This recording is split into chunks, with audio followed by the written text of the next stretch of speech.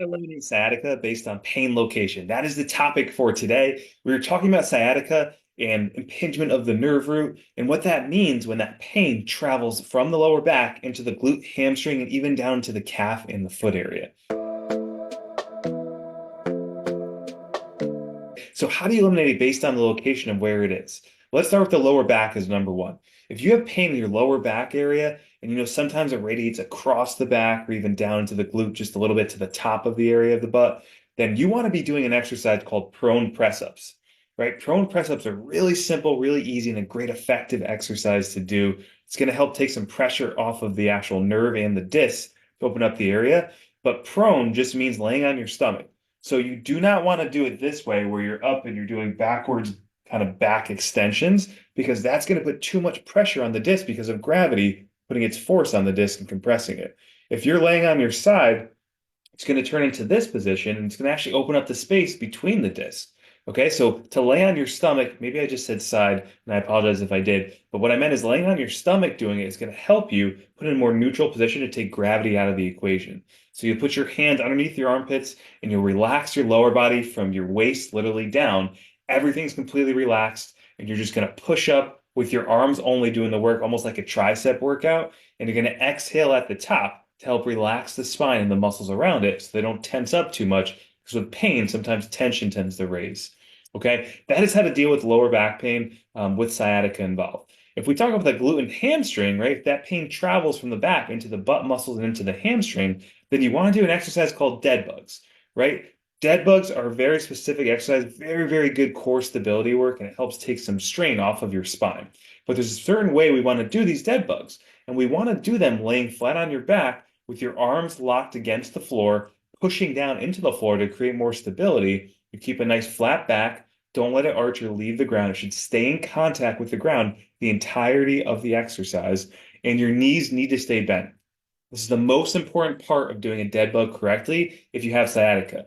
Because if you're doing it while straightening your legs like a bicycle crunch or a bicycle kick, then you're going to actually be stretching the sciatic nerve, which we don't want to do, and that's going to irritate it. So you keep your knees bent and you lightly tap your heels down one at a time as your back stays flat. If you can do that properly and engage your core and still breathe, don't hold your breath on this exercise, it's going to really help to improve. And with the prone press ups and the dead bugs, you want to do around 3 sets of 10 with around 30 to 60 seconds of rest in between your actual exercises. All right. And the third and final one is the calf and the foot. What if that pain's radiating down all the way from the back into the glute and the hamstring and all the way into the calf and the foot? Or maybe it's only in the calf and the foot and you feel radiating and numbness and tingling. You think something's going on there, like Achilles tendonitis, but really it's coming from your nerve. Okay. If that's the case, you want to do something called the slump sciatic nerve mobilization. I'm going to include a video in this for you guys to see what that looks like. All that means is you're sitting on the edge of a chair, right? You're kind of slouching forward with your posture and you're kicking the leg in front of you that has the symptoms. If it's both, you'll do both sides just separately, right? One at a time. But say it's your right side, you'll kick your right leg out and you literally move your head in unison with your foot, right? So if your foot goes forward, your head's going to go forward. If your foot comes back, your head's going to come back. So the two move together to help floss that nerve a little bit, to help free it up from the areas where it gets stuck. Okay, and with that one, you can do anywhere from 2 to 3 sets of 8 to 10 repetitions, right? Take a little bit of rest in between to help recover and recuperate. All right, and that is how we literally eliminate sciatica based on pain location. Those are good starting exercises you can use to taper down those symptoms that you're dealing with.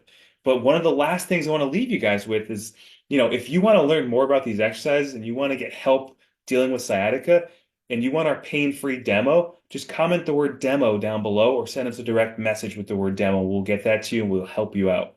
But the other thing I want to kind of just mention is you want to avoid really flexed positions, right? So flexed and rotated positions tend to make your sciatica worse a lot of times. Flexed meaning like bending over repetitively, sitting for long periods of time, driving in the car for long periods, um, laying in your bed with your knees bent too high, putting like 2 or 3 pillows under them. It's good temporarily, but it can put a lot of pressure on the discs over time. So you want to be careful with that.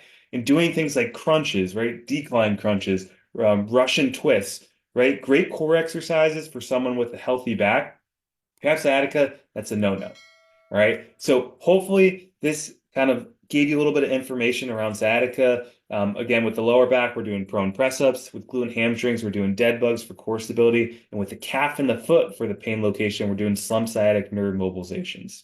So again, guys, if you want our pain-free demo, comment or direct message me the word demo, and we will get that to you. And thank you guys so much for listening. And we will see you in the next video where we talk about shoulder. Take care.